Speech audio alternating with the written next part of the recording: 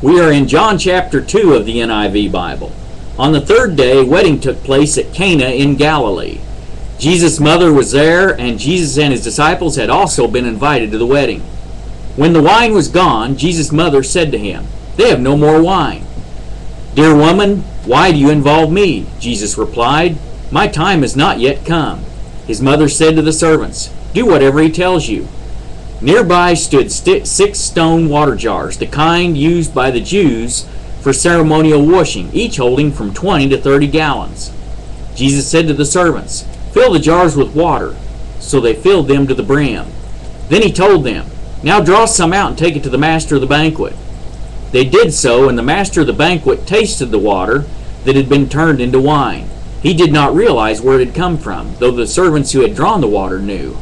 Then he called the bridegroom aside and said, "Everyone brings out the choice wine first, and then the cheaper wine after the guests have had too much to drink. But you have saved the best till now." This, the first of his miraculous signs, Jesus performed in Cana of Galilee. He thus revealed his glory, and his disciples put their faith in him. After this, he went down to Capernaum with his mother and brothers and his disciples.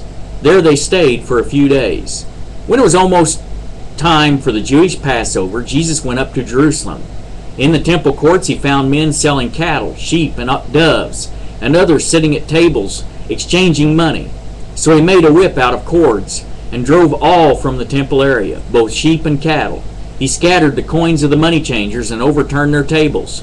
To those who sold doves he said, "Get these out of here. How dare you turn my Father's house into a market?" His disciples remembered that it is written, "Zeal for your house will consume me."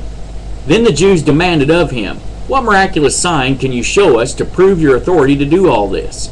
Jesus answered them, "Destroy this temple, and I will raise it again in 3 days." The Jews replied, "It has taken 46 years to build this temple, and you are going to raise it in 3 days?" But the temple he had spoken of was his body.